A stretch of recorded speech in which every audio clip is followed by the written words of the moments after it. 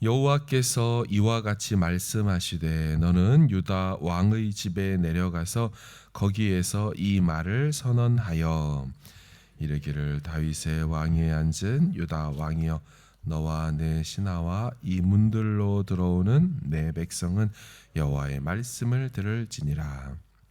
여호와께서 이와 같이 말씀하시되 너희가 정의와 공의를 행하여 탈취 당한 자를 압박하는 자의 손에서 건지고 이방인과 고아와 과부를 압제하거나 학대하지 말며 이곳에서 무죄한 피를 흘리지 말라.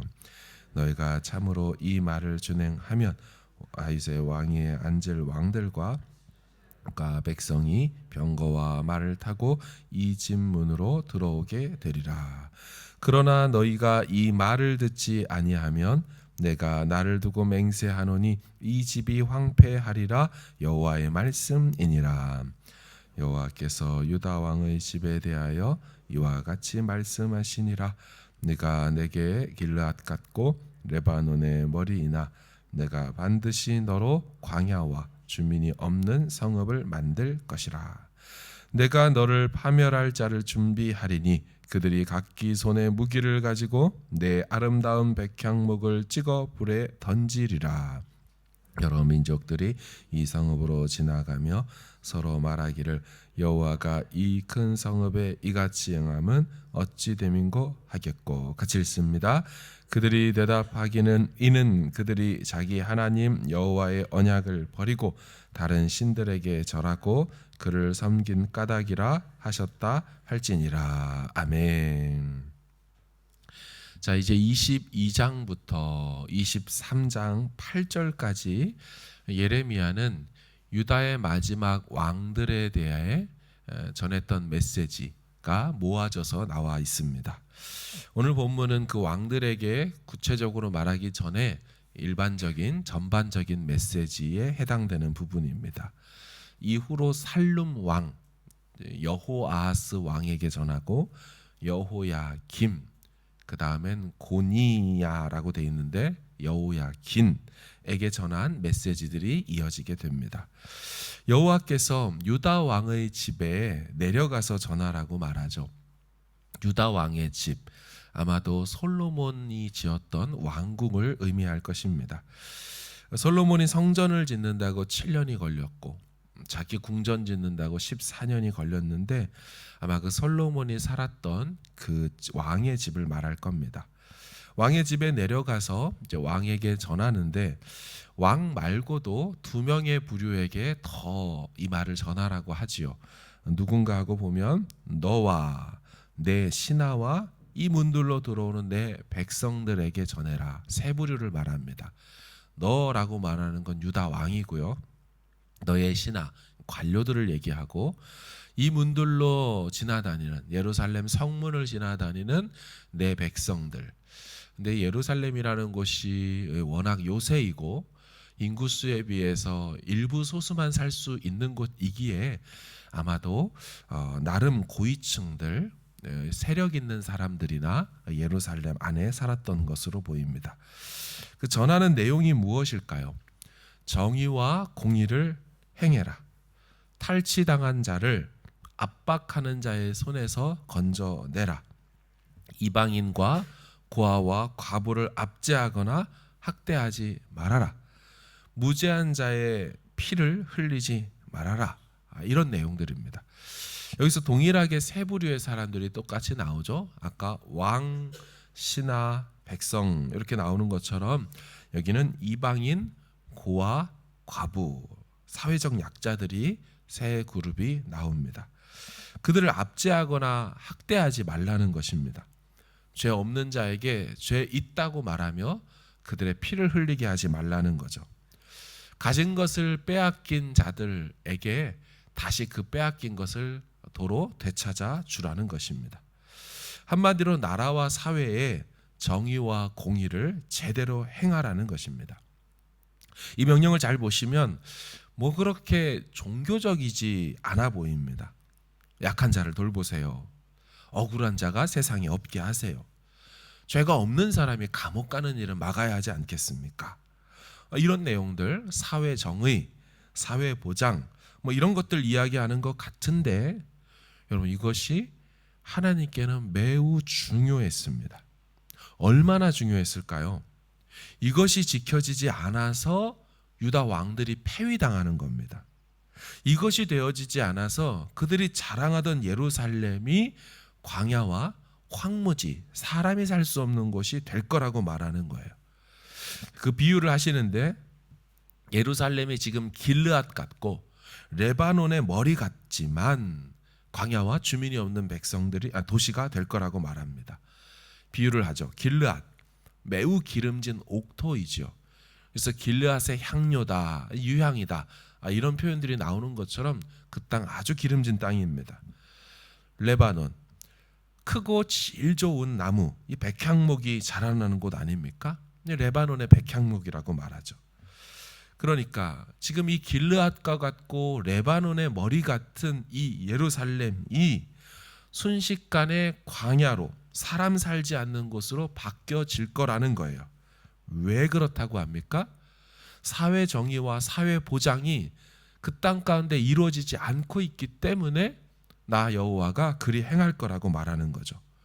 그럼 우리가 사는 세상의 기본적인 정의와 공법이 제대로 이루어지고 작동하는 것이 예배와 제사가 드려져야 되는 것처럼 하나님께는 동일하게 중요했습니다. 그러니까 그 나라가 왜 망했습니까? 안식일을 제대로 지키지 않아서 나라가 망한 거 맞습니다. 우상 숭배해서 나라가 망한 거 맞습니다. 그것과 동일하게 똑같이 왜 망한다고 말하냐면 너희들이 사회적 약자와 빈곤 계층을 돌보지 않고 있기 때문이라는 거예요. 사회 정의가 도시에 제대로 구현되지 않아서 억울한 자가 생기니까 그래서 망한다는 겁니다. 이것들이 둘 다 똑같이 같은 무게와 비중으로 여호와의 심판이 임하는 원인이 된다라고 말씀하는 거죠. 여러분 이런 거를 생각하게 될 때 크리스찬들이 세상에 관심을 가져야 될 이유가 여기서 비롯된다라고 볼 수가 있습니다. 우리가 거꾸로 돌아가는 이 악한 세상을 위해 기도해야 될 이유가 여기 있는 것이죠. 위정자들이라고 세워진 자들이 권력으로 횡포를 부리거나 언론을 탄압하고 있거나 약자들을 돌보지 않거나 노동자들을 착취하거나 장애인과 빈곤 계층들이 돌봄을 받지 못하는 것, 그 악한 세상이니까 어쩔 수 없다라고 방치해 둘 수 있는 게 아니라는 겁니다. 믿는 자들이 세상으로 나가서 이 잘못된 세상을 하나님의 공의와 공법이 이루어질 수 있는 세상으로 바꿔내는 것, 이게 바로 우리에게 사명으로 주어진 것이죠.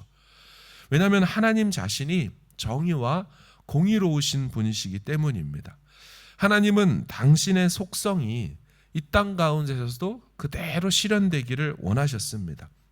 결국 우리 최후의 심판 교리가 있지 않습니까? 왜 하나님께서 최후의 심판을 그날에 단행하십니까? 역사 속에서 제대로 이루어지지 않았던 모든 억울한 일들, 옳지 않은 일들, 그날에 당신께서 다 소환하여서 다 다시 바로 잡겠다라는 것입니다. 그래서 최후 심판 교리는 성도들과 의인들에게 이 악한 세상을 살아갈 때 위로의 교리가 되고 소망의 교리가 되는 것이지요. 하나님은 당신의 나라인 유다와 이스라엘에 당신의 정의가 실현되기를 원하셨습니다. 나아가 당신이 만든 온 세상에도 하나님의 나라가, 하나님의 공의가 실현되기를 원하셨어요. 그래서 믿는 자들이 세상 속으로 좀 들어가 세상의 빛이요, 세상의 소금이 되어야 될 이유가 여기 있는 것입니다. 그러나 여기서 주의해야 할 것이 있습니다. 이렇게 메시지를 전한다고 해서 사회 정의와 사회 질서를 바로잡겠다고 교회가 나서는 것은 아닙니다. 하나님은 세상을 구원하기 위해 교회를 세우셨어요. 불신 영혼들에게 예수 복음 전하고 생명을 구원하기 위해 이 교회를 세우신 게 맞습니다. 교회는 그들을 그리스도의 제자로 삼고 그리스도의 정신으로 살 수 있도록 훈련시켜서 그들을 세상으로 파송하는 일을 교회가 맡은 것이죠. 자, 그렇게 되면 이렇게 훈련받은 제자들, 믿는 자들, 성도들이 뭐 해야 됩니까? 세상으로 나가서 누룩과 같이 겨자씨와 같이 이곳저곳에 곳곳에 퍼져서 그 땅 가운데 하나님의 나라를, 일터와 세상과 직장에 하나님의 나라와 정의와 공법이 이루어지도록 그렇게 살아내야 하는 거죠. 그런데 종종 착각해서 교회가 교회 이름으로 정부에 대하여 소리를 높일 때가 있습니다. 심지어 총회나 노회나 교단이 나서서 무슨 기독당을 만들거나 목사가 나서서 정치권에서 활동하려고 하는 경우가 있습니다. 여러분, 그것은 아닙니다. 교회 이름으로 하는 게 아닙니다. 목사 명찰 달고 하는 일도 아닙니다. 교회는 교회로서 부름받은 본연의 사명이라는 게 있습니다. 목사는 교회에서 목사로서 그 직무를 수행하려고 준 직분이지요.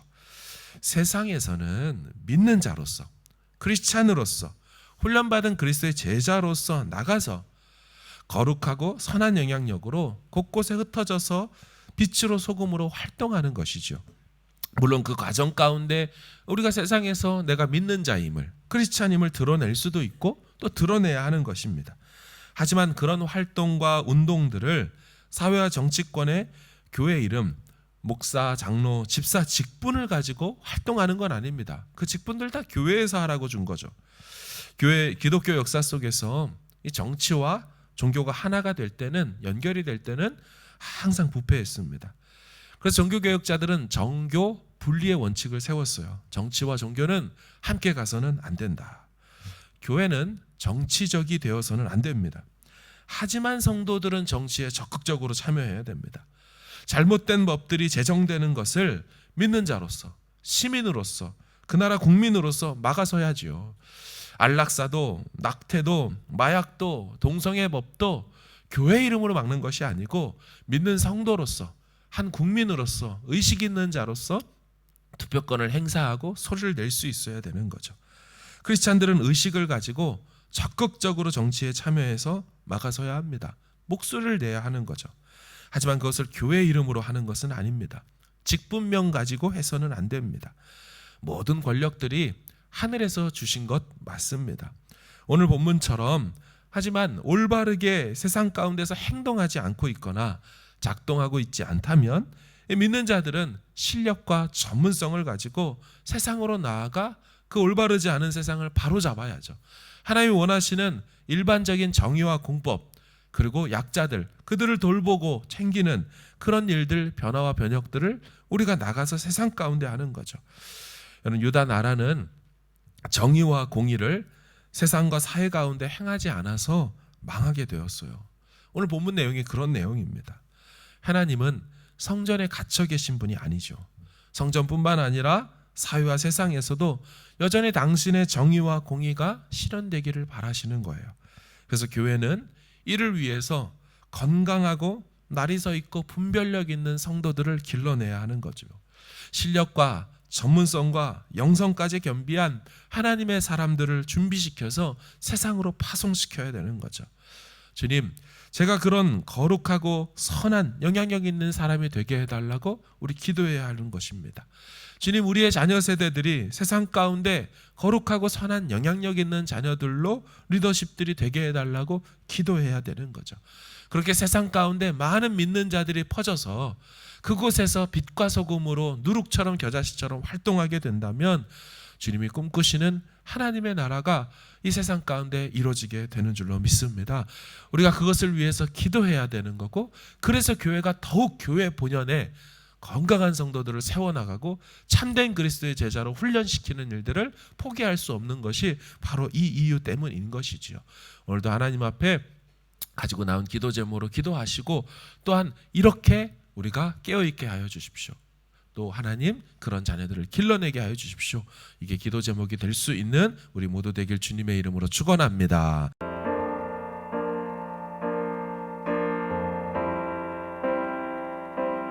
주의 나라가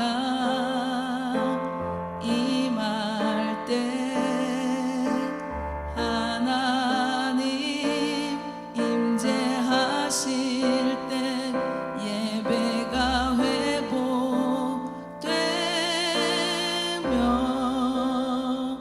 기적은 일어나며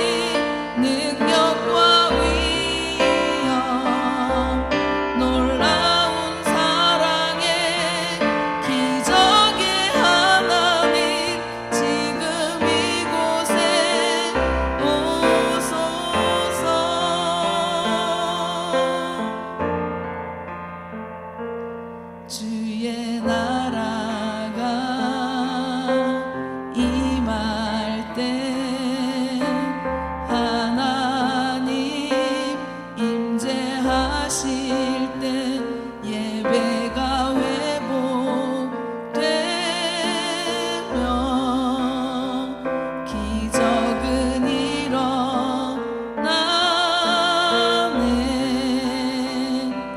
전능하신 주 영원하신 능력의 통치자 자유가 선포되어 주 백성 돌아오네.